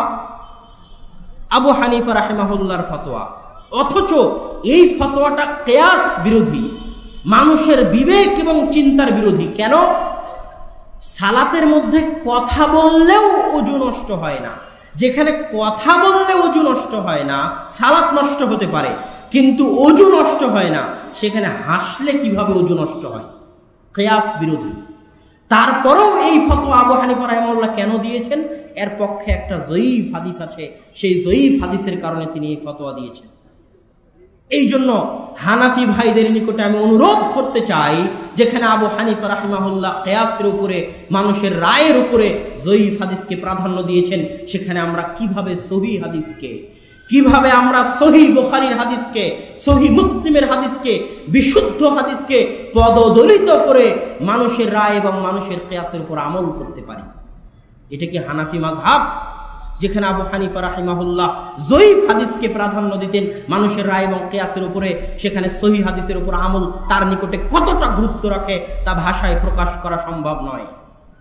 সম্মানিত উপস্থিতি, এই দুইজন ইমাম জয়ীফ হাদিস যে গ্রহণ করতেন সেটা কখন? মানুষের রায় এবং মানুষের মত, কোনো একটা মাসালা যেখানে কোনো হাদিস পাওয়া যাচ্ছে না কিন্তু মানুষের রায় এবং মত আছে, আর একদিকে জয়ীফ হাদিস আছে, তখন মানুষের রায় এবং মতকে ফেলে দিয়ে জয়ীফ হাদিস গ্রহণ করতেন আহমদ বিন হাম্বল এবং আবু হানিফা রাহিমাহুল্লাহ। যারা জয়ীফ হাদিসকে ফাজাইলে আমলে গ্রহণযোগ্য বলেন তাদের দলিল হচ্ছে ইমাম খতিব বাগদাদির গ্রন্থ আল কিফায়া ফি ইলমির রিওয়ায়া। এই গ্রন্থের মধ্যে ইমাম খতিব বাগদাদি 134 পৃষ্ঠায় আব্দুর রহমান বিন মাহদি এবং আহমদ বিন হাম্বল এই দুইজন বড় মুহাদ্দিস থেকে একটা কথা নকল করেছেন। সেই কথাটা হচ্ছে ইযা রাওয়াইনা ফিল হালাল ওয়াল হারামি, যখন আমরা হালাল এবং হারাম বিষয়ে কোনো হাদিস বর্ণনা করি তাশাদ্দাদনা, তখন আমরা কঠোরতা অবলম্বন করি, শক্ত মজবুত হই, কঠোরতা অবলম্বন করি, কঠিনতা অবলম্বন করি, অত সহজে ছাড় দিই না। ওই ইযা রাওয়াইনা ফি ফাযাইলিল আমাল, আর যখন আমরা ফাজাইলে আমলে কোনো হাদিস বর্ণনা করি, আমলের ফজিলতে কোনো হাদিস বর্ণনা করি, তাসাহালনা, তখন আমরা একটু ঢিল দেই, তখন আমরা একটু ছাড় দেই, তখন আমরা অতটা কঠোরতা অবলম্বন করি না। কে বলতেছেন? আহমদ বিন হাম্বল বলতেছেন, আব্দুর রহমান বিন মাহদি বর্ণনা বলতেছেন, নকল করতেছেন কে? ইমাম খতিব বাগদাদি তার গ্রন্থ আল কিফায়া ফি ইলমির রিওয়ায়ার মধ্যে। এইটা হচ্ছে যারা ফাজাইল আমলে মধ্যে জয়ীফ হাদিস মানতে চায় তাদের সবচেয়ে বড় দলিল, তাদের সবচেয়ে বড় দলিল। এই দলিলের খণ্ডনে এই যুগের, বর্তমান যুগের দুইজন মহান মুহাদ্দিস, নাম মুখস্থ করে রাখবেন। একজনের নাম আপনারা জানেন, মোহাম্মদ নাসিরউদ্দিন আল আলবানী রাহিমাহুল্লাহ, তার নাম আপনারা জানেন। আরেকজন বড় মুহাদ্দিস, রাসূলের হাদিসের খেদমত করে গেছে, তার নাম আপনারা জানেন না, আব্দুর রহমান ইবনে ইয়াহইয়া আল মুআল্লিমি রাহিমাহুল্লাহ। তিনি তার গ্রন্থ আল আনওয়ারুল কাশিফা, এই গ্রন্থে তিনি মিশরের একজন বদ বেয়াদব মুনকিরে হাদিস একটা বই লিখেছিল, আল আজওয়া আলা সুন্নাহ আল মুহাম্মাদিয়া, যেই বইয়ে হাদিসকে অস্বীকার করা, আবু হুরায়রা রাদিয়াল্লাহু তাআলা আনহুকে গালি দেওয়ার মতো মহা জঘন্য অপরাধ করেছিল মুনকিরে হাদিস আবু রাইয়া। ওই গ্রন্থের জবাবে আব্দুর রহমান ইবনে ইয়াহইয়া আল মুআল্লিমি বই লিখেছেন আল আনওয়ারুল কাশিফা। এই গ্রন্থের মধ্যে তিনি বলতেছেন, দুনিয়ার মানুষ শুনে রাখো, যারা ফাজাইলে আমলে আমল করার জন্য, ফাজাইলে আমলের মধ্যে জয়ীফ হাদিসের উপর আমল করার জন্য আহমদ বিন হাম্বল আর আব্দুর রহমান বিন মাহদির এই কথা থেকে দলিল গ্রহণ করে, তারা তোমাদেরকে ধোঁকা দেয়। কিভাবে ধোঁকা দেয়? এত সূক্ষ্ম বিষয় তিনি ধরেছেন যা সহজে নজরে পড়ার নয়। কিভাবে ধোঁকা দেয়? ধোঁকা দেওয়াটা হচ্ছে, আহমদ বিন হাম্বল আর আব্দুর রহমান বিন মাহদি বলেছেন, আমরা যখন হাদিস বর্ণনা করতাম, আমল করতাম, এই কথা বলেননি। আহমদ বিন হাম্বল এবং আব্দুর রহমান বিন মাহদি বলতেছেন, জয়ীফ হাদিসের ক্ষেত্রে, ফাজাইলে আমলে জয়ীফ হাদিসের ক্ষেত্রে আমরা ঢিল ছাড় কখন দিতাম? সেটা বর্ণনা করার ক্ষেত্রে, আমল করার ক্ষেত্রে নয়। মুহাদ্দিসরা জাল হাদিস বর্ণনাই করতেন না, 1 নম্বর মূলনীতি। তারা জাল হাদিস বর্ণনাই করতেন না। 2, জয়ীফ হাদিস তারা বর্ণনা করতেন কিন্তু জয়ীফ হাদিসের উপর আমল করতেন না। তারা কোথাও বলেননি, পৃথিবীতে কেউ দেখাতে পারবে না যে তারা বলেছেন তারা জয়ীফ হাদিসের উপর আমল করতেন। তারা জয়ীফ হাদিস বর্ণনা করতেন, এই কথা বলেছেন যে আমরা জয়ীফ হাদিস বর্ণনা করতাম। এটা আব্দুর রহমান বিন ইয়াহইয়া আল মুআল্লিমি এই সূক্ষ্ম বিষয়টা আমাদের ধরিয়ে দিয়েছেন যে এখানে আমল করার কথা নাই, এখানে বর্ণনা করার কথা আছে। সম্মানিত উপস্থিতি, দ্বিতীয় জবাব, যদি মেনেও নিই যে তারা জয়ীফ হাদিসের কথা বলেছেন, তাহলে দ্বিতীয় সূক্ষ্ম জবাব হচ্ছে, তাদের যুগে হাদিসের 2টাই প্রকার ছিল, এক হাদিস সহিহ অথবা হাদিস জয়ীফ। এর বাইরে হাসান বলে কোনো প্রকার তাদের নিকটে ছিল না। পরবর্তীতে ইমাম তিরমিজি রাহিমাহুল্লাহর পরে আরেকটা তৃতীয় প্রকার আবির্ভাব হয়, যাকে বলা হয় হাসান। হাসান হচ্ছে এমন দুর্বল হাদিস যার দুর্বলতা অনেক কম এবং তার পক্ষে আরো অনেক হাদিস আছে, আরো অনেক কোরআনের আয়াত আছে, তখন ওই দুর্বল হাদিসকে বলা হয় হাসান। তো যখন ইমাম আহমদ বিন হাম্বল এই কথা বলেছেন, তখন তার যুগে জয়ীফ এবং সহিহ দুটোই প্রকার ছিল, হাসান বলে কোনো প্রকার ছিল না। তার জয়ীফ দ্বারা উদ্দেশ্য ছিল মূলত হাসান। যে হাসান পরবর্তীতে প্রকার হয়ে বের হয়ে এসেছে, তাদের জয়ীফ দ্বারা উদ্দেশ্য ছিল হাসান হাদিস, সত্যিকার জয়ীফ হাদিস নয়, সত্যিকার দুর্বল হাদিস নয়। এটা হচ্ছে দ্বিতীয় সূক্ষ্ম জবাব। আমি জানি না আমি আপনাদেরকে বুঝাতে পারতেছি কিনা, তারপরও চেষ্টা করতেছি। 3 নম্বর কথা, যারা বলে ফাজাইলে আমলে বা বিভিন্ন জায়গায় জয়ীফ হাদিসের উপর আমল করতে হবে, তারা সকলেই তারা সকলেই তিনটে শর্ত দিয়েছে, অথচ এই তিনটে শর্ত কেউ মানে না। যারা জয়ীফ হাদিসের উপর আমল করতে বলতেছেন তাদের নিকটেই তিনটে শর্ত। এক, ওই দুর্বলতা যেন কঠিন দুর্বলতা না হয়, যেন হালকা দুর্বল হাদিস হয়। দুই, তাহতা আসলিন আমিন সাহিহিন, এমন বিষয়ের জয়ীফ হাদিস যেই বিষয়ের আসল মূল ভিত্তি শরীয়তে সাবেত আছে, যেমন জোহরের সালাত শরীয়তে সাবেত আছে, 5 ওয়াক্ত সালাত ফরজ, এটা শরীয়তে নিঃসন্দেহে সাবেত আছে, সহিহ হাদিস দ্বারা প্রমাণিত। এখন কেউ যদি একটা দুর্বল হাদিস নিয়ে আসে যে 5 ওয়াক্ত সালাত আদায় করলে এই নেকি হবে, তাহলে এই দুর্বল হাদিসটা এমন একটা বিষয়ের পক্ষে হচ্ছে যেই বিষয়টা শরীয়তে প্রমাণিত। আমি মনে হয় বুঝাতে পারছি না। একটা জয়ীফ হাদিস বলতেছে যে ঈদে মিলাদুন্নবী পালন করলে এত নেকি। ঈদে মিলাদুন্নবী ডাহা মিথ্যা, ডাহা বেদাত, এর পক্ষে আর দুনিয়াতে কোনো হাদিস নাই, একমাত্র এই জয়ীফ এবং এই জাল হাদিস ছাড়া। এখানে এটা এই জয়ীফ এবং জাল হাদিসের উপর আমল চলবে না, এটা তাদেরও মত যারা জয়ীফ হাদিসে আমল করতে চায়। তারা বলতেছে কখন চলবে, যখন জয়ীফ হাদিসটা এমন বিষয়ে হবে যেই বিষয়টা প্রমাণিত।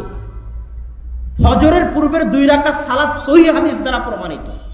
এখন একটা জয়ীফ হাদিস বলতেছে কেউ যদি ফজরের পূর্বে 2 রাকাত সালাত আদায় করে তাহলে এত নেকি। তাহলে একটা সহিহ সাবেত জিনিসের পক্ষে একটা জয়ীফ হাদিস। তো যারা বলতেছে জয়ীফ হাদিসের উপর আমল করবে তাদের নিকটে এই শর্ত আছে যে ওই আমলের মূলটা, আসলটা সহিহ হাদিস দ্বারা প্রমাণিত হতে হবে। যদিও এ কথাও ঠিক নয়, আমাদের নিকটে জয়ীফ হাদিসের উপর কোনো মতেই কোনোভাবেই আমল করা যাবে না। আমি তাদের কথা বলতেছি যারা দাবি করে জয়ীফ হাদিসের উপর আমল করা যাবে, তারা কি কি শর্ত দিয়েছে সেই শর্ত, অথচ তারাও তাদের শর্ত মানে না, এটা বুঝাতে চাচ্ছি। তারা 3 নাম্বার শর্ত দিয়েছে, লা ইউতাকাদ আন্নাহু সাবিত, এটা বিশ্বাস করা যাবে না যে এই আমি যে আমলটা করতেছি, আমি যে হাদিসের উপর আমল করতেছি, এই হাদিস রাসূল থেকে প্রমাণিত, এটা বিশ্বাস করা যাবে না। 3টে শর্ত। 1, দুর্বলতা যেন কঠিন না হয়। 2, এমন বিষয়ের পক্ষে জয়ীফ হাদিস যেই বিষয়ের মূলটা, আসলটা সহিহ হাদিস দ্বারা প্রমাণিত। 3, ওই আমলের উপর বিশ্বাস রাখা যাবে না যে আমল রাসূলের সুন্নাত, তাহলে আমল করার কি দরকার? যদি রাসূলের সুন্নাত না হয় তো আমল করার কোনো প্রয়োজন নাই। এই 3টা তারা শর্ত দিয়েছে যারা জয়ীফ হাদিসের উপর আমল করতে চায়। তারপরের কথা আমরা বলবো, আমরা জয়ীফ হাদিসের উপর আমল করার ক্ষেত্রে কিছু জবাব তো দিলাম, এবার শেষ 2টি জবাব দিব, যেই 2টি জবাব আমার এবং আপনার জন্য যথেষ্ট হয়ে যাবে। 1 নাম্বার জবাব হচ্ছে, বান্দা, হে বান্দা, যে বলতেছো, তুমি যে বলতেছো যে জয়ীফ হাদিসের উপর আমল করব, তোমার নিকটে আমার জিজ্ঞাসা, তোমার নিকটে আমার প্রশ্ন, সহিহ হাদিসের উপর কয়দিন আমল করেছো? সহিহ হাদিসে যে আমলগুলোর কথা এসেছে সেগুলোর উপর কয়দিন আমল করেছো বেটা? সহিহ হাদিসে এসেছে 12 রাকাত সুন্নাতের কথা, প্রতিদিন কয়দিন 12 রাকাত সুন্নাত আদায় করেছো? সহিহ হাদিসে এসেছে আয়াতুল কুরসির কথা, প্রত্যেক 5 ওয়াক্ত সালাতের পরে কয়দিন আয়াতুল কুরসি পাঠ করেছো 5 ওয়াক্ত সালাতের পরে? সহিহ হাদিসে যত আমল এসেছে এই সহিহ হাদিসের আমলগুলো কয়দিন করেছো? আগে সহিহ হাদিসের উপর আমল করো, করে শেষ করো দেখি বেটা, তারপরে জয়ীফ হাদিসের দিকে যাও। তারপরে ফাজাইলে আমল খুলে পড়ো, আগে সহিহ হাদিসের উপর আমল করে শেষ তো করো। আল হাদিস সাহিহা গানিয়াতুন আনিল হাদিস যায়িফা, সহিহ হাদিস আমাদের জন্য যথেষ্ট, আমল করার জন্য জয়ীফ হাদিসের প্রয়োজন নাই। সহিহ হাদিসে এত আমলের কথা বলা আছে, এত আমলের কথা বলা আছে যেগুলো করতেই জীবন পার হয়ে যাবে, জয়ীফ হাদিসের কোনো প্রয়োজন নাই।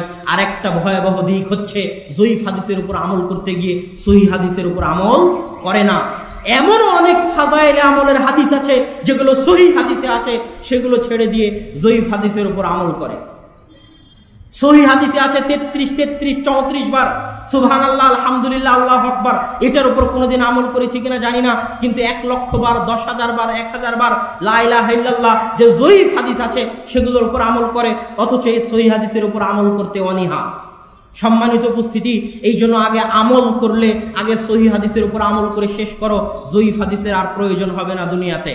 দ্বিতীয় কথা হচ্ছে হাফেজ ইবনে হাজার আসকালানী রাহিমাহুল্লাহ তার গ্রন্থ নুজহাতুন নাজারে বলেছেন, লা ফারকা বাইনাল ফাযাইলি ওয়াল আহকাম, হুকুম আহকাম আর ফজিলতের মধ্যে কোনো পার্থক্য নাই, সবই ইসলামী শরীয়তের অন্তর্ভুক্ত। ফাযাইলে আমলও ইসলামী শরীয়তের অন্তর্ভুক্ত, হুকুম আহকাম হালাল হারামও ইসলামী শরীয়তের অন্তর্ভুক্ত। আর ইসলামী শরীয়তে জয়ীফ হাদিসের উপর আমল চলবে না। অতএব ফাজাইলে আমলেও জয়ীফ হাদিসের উপর আমল চলবে না, আমল করলে সহিহ হাদিসের উপরেই আমল করতে হবে। এরপরে আমি আপনাদের সামনে কিছু গুরুত্বপূর্ণ প্রশ্নের উত্তর দিব। 1 নাম্বার প্রশ্ন, যা ওই সমস্ত ভাইদের পক্ষ থেকে করা হয় যারা জয়ীফ হাদিসের উপর আমল করতে চায়, তাদের সবচেয়ে বড় প্রশ্ন হচ্ছে, যদি জয়ীফ হাদিসের উপর আমল করা এত বড়ই অপরাধ হয়, তাহলে ইমাম তিরমিজি, ইমাম আবু দাউদ, ইমাম ইবনে মাজাহ তাদের গ্রন্থে কেন জয়ীফ হাদিস আনলেন? মানলাম তোমাদের কথা বুখারীতে জয়ীফ হাদিস নাই, মানলাম তোমাদের কথা মুসলিমে জয়ীফ হাদিস নাই, ইমাম আবু দাউদ কেন তার গ্রন্থে জয়ীফ হাদিস আনলেন? ইমাম তিরমিজি কেন তার গ্রন্থে জয়ীফ হাদিস আনলেন? ইমাম ইবনে মাজাহ কেন তার গ্রন্থে জয়ীফ হাদিস আনলেন? তোমরা কি তাদের চাইতে বড় পণ্ডিত? তারা কি বুঝতেন না যে জয়ীফ হাদিসের উপর আমল করা হবে না?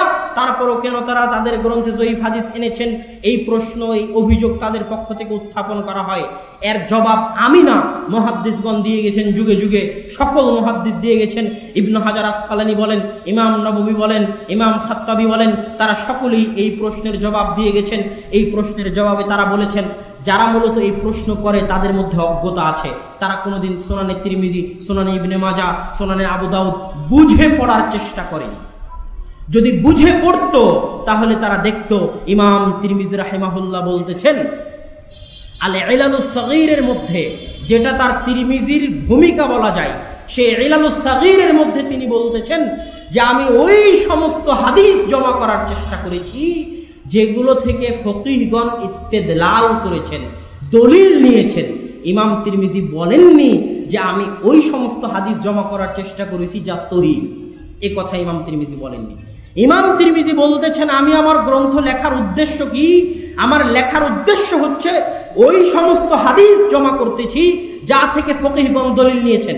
এই জন্য দেখবেন ইমাম তিরমিজি তার সুনানে তিরমিজির মধ্যে একই সাথে প্রথমে জোরে আমিনের অধ্যায়, তারপরে আস্তে আমিনের অধ্যায়, পরস্পর। কেন? তার উদ্দেশ্য হচ্ছে এটা দেখানো যে একদল ফকিহের নিকটে জোরে আমিন আর আরেক দল ফকিহের নিকটে আস্তে আমিন। তার বই লেখার উদ্দেশ্য হচ্ছে ফকিহদের কার কি মত এবং সেই মত তারা কোন হাদিস থেকে দলিল নিয়েছেন, সে হাদিস জয়ীফ কি সহিহ, এর সাথে ইমাম তিরমিজির কোনো লেনা দেনা নাই। ফকিহরা কোন হাদিস থেকে দলিল নিয়েছেন সেই হাদিসকে তিনি জমা করেছেন। দ্বিতীয় জবাব, স্বয়ং ইমাম তিরমিজি রাহিমাহুল্লাহ তার গ্রন্থের মধ্যে হাদিসকে জয়ীফ বলে গেছেন। বহু হাদিসকে ইমাম তিরমিজি নিজে জয়ীফ বলেছেন। হাদা হাদিসুন গরীবুন, যখন ইমাম তিরমিজি শুধু গরীব বলেন তখন উদ্দেশ্য হয় যে হাদিস জয়ীফ। যেখানে স্বয়ং ইমাম তিরমিজি যার হাদিস তার হাদিসকে জয়ীফ বলতেছেন, সেখানে আপনি কে বলার যে ইমাম তিরমিজি তার গ্রন্থে হাদিস এনে সেই জন্য হাদিস গ্রহণযোগ্য? ডাহা মিথ্যা কথা।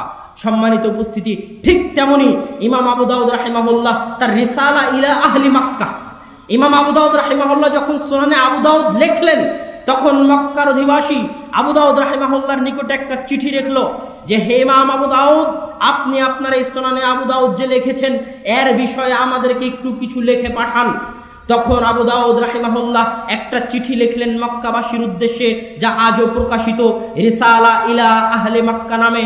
ওই গ্রন্থের মধ্যে তিনি বলতেছেন যে আমি আমার এই গ্রন্থে ওই সমস্ত হাদিস জমা করার চেষ্টা করেছি যেগুলো থেকে ফকিহগণ ইস্তেদলাল করেছেন।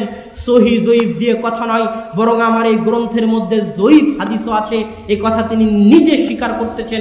আরও বলতেছেন যেগুলো কঠিন দুর্বল হাদিস আমি ইমাম আবু দাউদ নিজে থেকে সেগুলো বলে দিয়েছি যে হাদিসগুলো কঠিন দুর্বল হাদিস, আর যেগুলো হালকা দুর্বল সেগুলোর ক্ষেত্রে আমি কোনো মন্তব্য করিনি। তবে এই গ্রন্থ লেখার উদ্দেশ্য হচ্ছে যে ফকিহগণ যে হাদিসগুলো থেকে দলিল নিয়েছে সেই হাদিসগুলো জমা করা। আমার উদ্দেশ্য এটা নয় যে এর মধ্যে সহিহ হাদিস জমা করব। সম্মানিত উপস্থিতি, শুধু তাই নয়, যখনই আপনি সুনানে আবু দাউদ, সুনানে তিরমিজি এবং সুনানে ইবনে মাজাহ পড়বেন এবং প্রত্যেক লেখকের অবস্থা এবং ভূমিকা যাচাই বাছাই করবেন, তখন আপনার নিকটে ক্লিয়ার হয়ে যাবে যে তারাও জয়ীফ হাদিস দিয়ে দলিল গ্রহণ করতেন না, তারাও জয়ীফ হাদিসের উপর আমল করতেন না, বরং প্রত্যেক কথার শেষে, প্রত্যেক হাদিসের শেষে ইমাম তিরমিজি রাহিমাহুল্লাহ সহিহ হাদিসের উপর আমলের প্রাধান্য দিয়ে বলতেন, ওয়াইলাইহি যাহাবা আসহাবুনা ওয়াইলাইহি যাহাবা আহলুল হাদিস ওয়াইলাইহি যাহাবা আসহাবুল হাদিস। দুটি হাদিস এনেছেন, জয়ীফ হাদিস, সহিহ হাদিস। যে ফকিহ যে মত পেশ করেছে সকলের মন্তব্য, সকলের দলিল এনেছেন, তারপরে নিজে থেকে প্রাধান্য দিয়েছেন যে এই হাদিসটাই বেশি মজবুত, আর এই হাদিসের উপরে আমল করেছে আহলে হাদিসরা। আহলে হাদিস কথাটা ইমাম তিরমিজি রাহিমাহুল্লাহ তার সুনানে তিরমিজি 400 বারেরও অধিক ব্যবহার করেছে। আহলে হাদিস কথাটা ইমাম তিরমিজি তার সুনানে তিরমিজির মধ্যে 400 বারেরও অধিক ব্যবহার করেছে। হাদিস পেশ করার পর বলেন জয়ীফ হাদিস ও সহিহ হাদিসও, করার পর বলেন এটাই বেশি বিশুদ্ধ, ওয়া ইলাইহি যাহাবা আহলুল হাদিস, আর এটাই আহলুল হাদিসদের মত, এটাই মুহাদ্দিসদের মত। সুতরাং এই কথা বলা যে ইমাম তিরমিজি তার গ্রন্থে জয়ীফ হাদিস এনেছেন মানে জয়ীফ হাদিসে আমল করতে হবে, ইমাম তিরমিজির উপর মিথ্যা অপবাদ, ইমাম আবু দাউদের উপর মিথ্যা অপবাদ, ইমাম ইবনে মাজাহর উপর মিথ্যা অপবাদ। এই অপবাদ তারাই দিতে পারে যাদের জ্ঞানে শূন্যতা রয়েছে, ইলমে হাদিসে দুর্বলতা রয়েছে, একমাত্র তারাই দিতে পারে। সম্মানিত উপস্থিতি, দ্বিতীয় গুরুত্বপূর্ণ কথা হচ্ছে আল ফারকু বাইনাদ দাঈফ ওয়াল মাওদু। আহলে হাদিস সমাজের ত্রুটি এটা। এখন যেটা বলতেছি সেটা আমাদের আহলে হাদিস সমাজের ত্রুটি, বিশেষ করে ভারত, পাকিস্তান, বাংলাদেশ বা আরও বিশেষ করে বাংলাদেশের আহলে হাদিস সমাজের ত্রুটি সেটা হচ্ছে, এবং হানাফি ভাইয়েরা যদি অভিযোগ উঠায় তাহলে তাদের অভিযোগ ঠিক আছে, সেটা হচ্ছে আমাদের অনেকেই জয়ীফ এবং জাল হাদিসকে এক মনে করে, জয়ীফ এবং জাল হাদিসকে এক মনে করে। জয়ীফ এবং জাল হাদিস এক নয়। পৃথিবীর কোনো মুহাদ্দিস জয়ীফ এবং জাল হাদিসকে এক করেননি। আমাদের মধ্যে এই ভুল প্রবণতা আছে, আমরা জয়ীফ হাদিসকেও জাল হাদিস বলে দিই। একটা জয়ীফ হাদিস বর্ণনা করতেছি, বলার পরে বলতেছি এটা জাল হাদিস, আমরা বলে দিই। বইয়ের নাম রেখে দিয়েছি জাল হাদিস, অথচ বইয়ের মধ্যে জয়ীফ হাদিসও আছে, জাল হাদিসও আছে। এটা আমাদের ত্রুটি। জয়ীফ এবং জাল হাদিসের মধ্যে পার্থক্য করতে হবে। পৃথিবীর কোনো মুহাদ্দিস জয়ীফ এবং জাল হাদিসকে এক করেননি।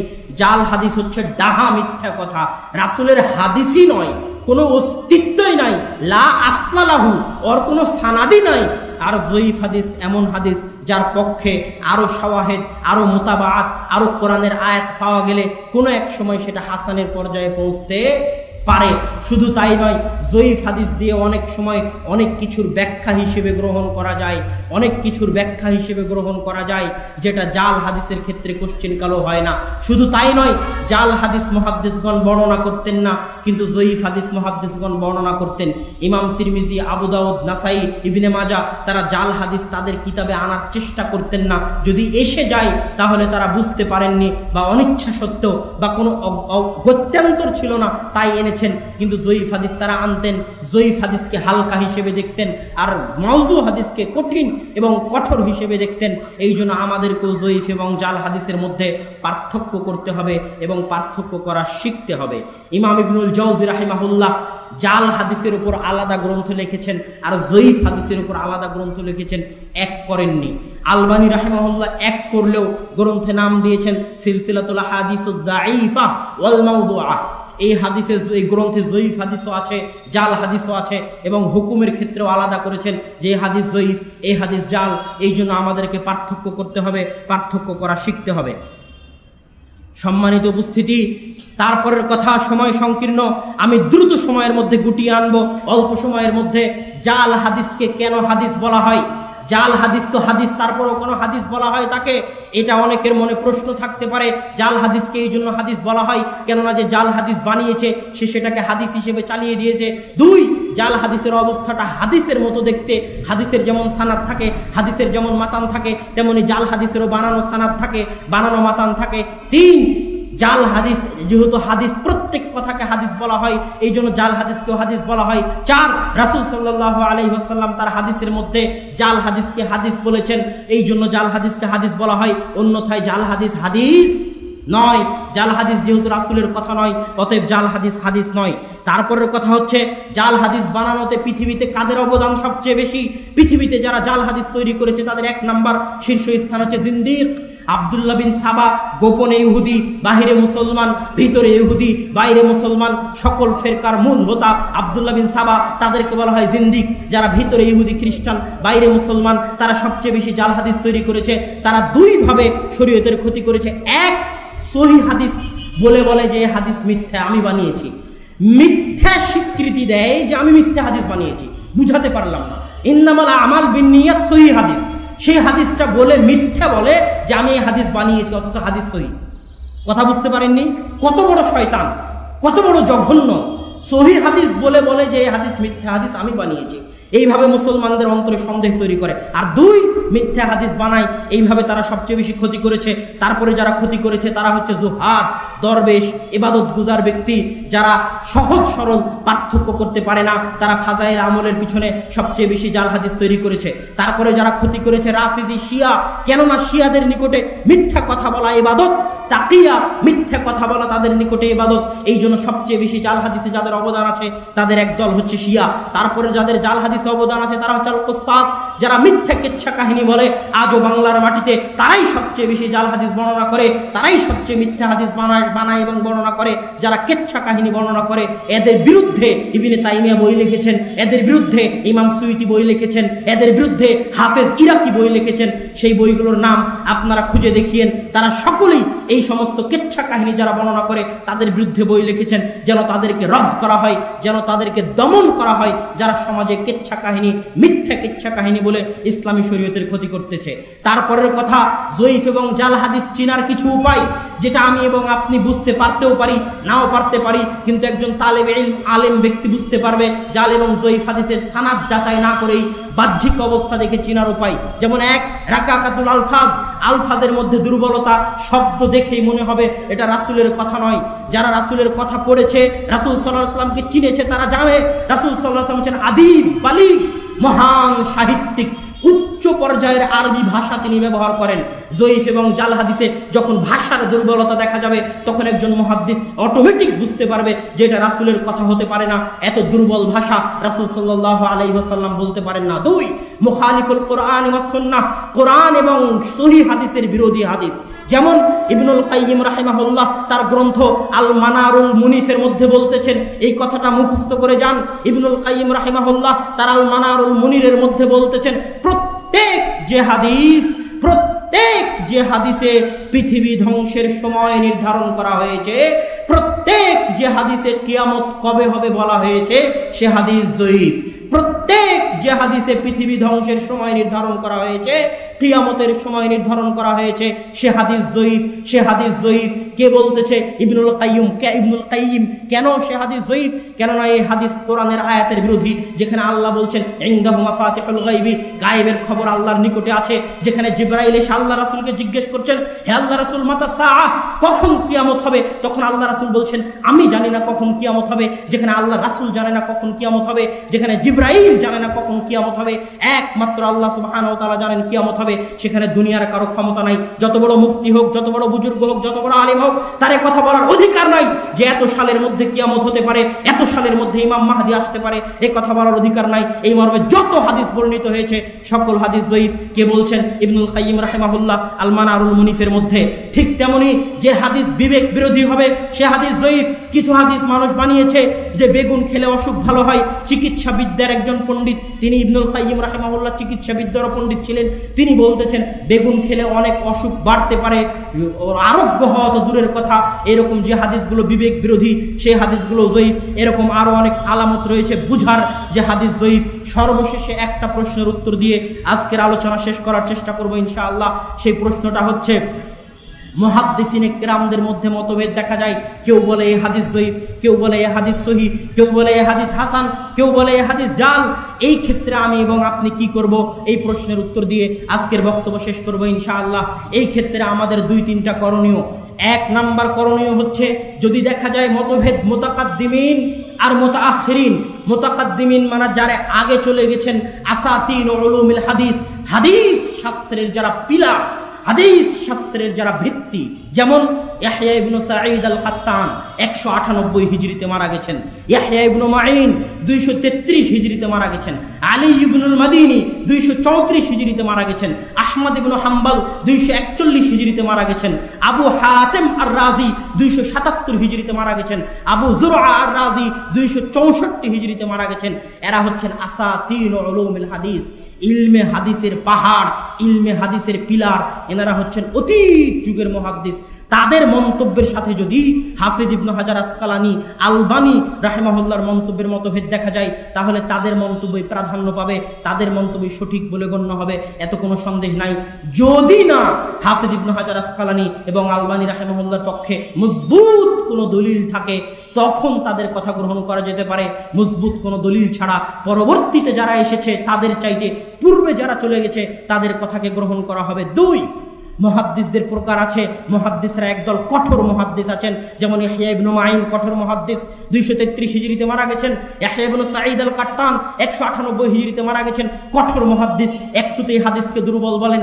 আর একদল মুহাদ্দিস রয়েছে যারা মুতাসাহিল, শৈথিল্যবাদী মুহাদ্দিস। ইমাম হাকিম 405 হিজরিতে মারা গেছেন, ইমাম তিরমিজি রাহিমাহুল্লাহ, এনারা হচ্ছেন শৈথিল্যবাদী মুহাদ্দিস, যারা অল্পতেই হাদিসকে সহিহ বলে দেন, অল্পতেই হাদিসকে হাসান বলে দেন। আর আরেকদল মুহাদ্দিস আছে যারা মুতাদিল, মধ্যম পন্থা অবলম্বন করেন। ইমাম বুখারী রাহিমাহুল্লাহ 256 হিজরিতে মারা গেছেন, ইমাম আহমদ রাহিমাহুল্লাহ 241 হিজরিতে মারা গেছেন। এনারা হচ্ছেন মধ্যম পন্থা অবলম্বনকারী মুহাদ্দিস। এই ক্ষেত্রে আমাকে এবং আপনাকে দেখতে হবে, যারা কঠোর তারা যদি কোনো হাদিসকে সহিহ বলে, নিঃসন্দেহে সেই হাদিস সহিহ। আর যারা দুর্বল, যারা শৈথিল্যবাদ, তারা যদি কোনো হাদিসকে সহিহ বলে, তাহলে মনে খটকা রাখতে হবে, সিদ্ধান্ত ভেবে চিন্তে নিতে হবে, মুহাদ্দিসদের পরামর্শ অনুযায়ী নিতে হবে। আর যারা মুতাদিল, মধ্যম পন্থা অবলম্বনকারী, তাদের সিদ্ধান্ত সর্বদা চূড়ান্ত বলে গণ্য হবে। এছাড়া আমি এবং আপনি অধিকাংশ মুহাদ্দিস যে মন্তব্য পেশ করবে, যে হাদিসের উপর হুকুম লাগাবে, সেটা গ্রহণ করতে পারি। আরো একটা কথা আপনাকে বলি, যারা এই কথার মাধ্যমে আমাদের অন্তরে সন্দেহ সৃষ্টি করতে চায় যে উমুক্ত এই হাদিসকে জয়ীফ বলেছে, উমুক্ত হাসান বলেছে, উমুক্ত সহিহ বলেছে, তারা এই সন্দেহ সৃষ্টি করার ক্ষেত্রে ভুল করে। কেন? মুহাদ্দিসদের ইখতিলাফ এরকম কোশ্চেন কালো পাবেন না যে একজন মুহাদ্দিস একটা হাদিসকে সহিহ বলতেছে আর আরেকটা হাদিসকে জাল বলতেছে। একই হাদিস, একজন সহিহ আর একজন জাল, এমন ইখতিলাফ দুনিয়াতে খুঁজে পাওয়া মুশকিল।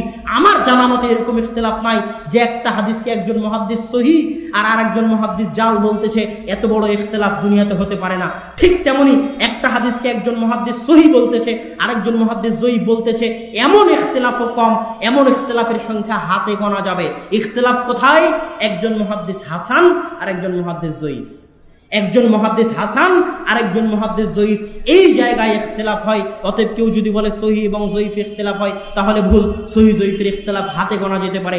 সহিহ আর জালের মধ্যে ইখতিলাফের কোনো প্রশ্নই আসে না। ইখতিলাফ যা দেখা যায়, কেউ বলেন হাসান, কেউ বলেন জয়ীফ। আর এই জাতীয় হাদিসের ক্ষেত্রে আমি যে সমাধান দিলাম, এই সমাধান অনুসরণে আমরা ইনশাআল্লাহ সহজ পথ পাবো। আল্লাহ সুবহানাহু ওয়া তাআলা আমাদেরকে পবিত্র কোরআন এবং সহিহ হাদিস মেনে চলার তৌফিক দান করুক। এবং যেভাবে যুগে যুগে মুহাদ্দিসগণ, আহলে হাদিসগণ জয়ীফ এবং জাল হাদিসের বিরুদ্ধে আন্দোলন চালিয়েছেন, জয়ীফ এবং জাল হাদিসকে সমাজ থেকে উৎখাত করার জন্য জেল খেটেছেন, শুলিতে চড়েছেন, ফাঁসির কাষ্ঠে গেছেন, জয়ীফ এবং জাল হাদিসের বিরুদ্ধে কলম ধরেছেন, বক্তব্যে লিখে গেছেন, ঠিক সেভাবে আমরাও যেন জয়ীফ এবং জাল হাদিসের বিরুদ্ধে আমাদের লড়াই চালিয়ে যেতে পারি এবং পৃথিবীর কোনো শক্তিকে আমরা তোয়াক্কা না করে তাদেরকে, তাদের ভয় ভীতি হুমকি ধমকিকে তুড়ি মেরে উড়িয়ে দিয়ে ফাঁসিতে যেতেও রাজি আছি, শুলির কাষ্ঠে ঝুলতেও রাজি আছি। কিন্তু জয়ীফ এবং জাল হাদিসের বিরুদ্ধে ইসলামী শরীয়তকে অবিকৃত রাখার আন্দোলন আমরা চালিয়ে যাব ইনশাআল্লাহ। কেননা যারা ইহুদি খ্রিস্টান, তারা সর্বদা চক্রান্ত করে মুসলমানদেরকে। যখন তারা বাহুর বলে দমন করতে পারেনি, শক্তি দিয়ে দমন করতে পারেনি, অত্যাচার করে দমন করতে পারেনি, তখন পিছনের দরজা দিয়ে জাল এবং জয়ীফ হাদিস তৈরি করে ইসলামের মধ্যে বিকৃত সৃষ্টি করেছে। আর আহলে হাদিসরা যতদিন জীবিত আছে, ইনশাআল্লাহ ইসলামকে অবিকৃত রাখার আন্দোলন আমরা চালিয়ে যাব। আল্লাহ সুবহানাহু ওয়া তাআলা আমাদের সেই তৌফিক দান করুক। ওয়া আখিরু দাওয়ানা আলহামদুলিল্লাহি রাব্বিল আলামিন। আসসালামু আলাইকুম ওয়া রাহমাতুল্লাহি ওয়া বারাকাতুহু।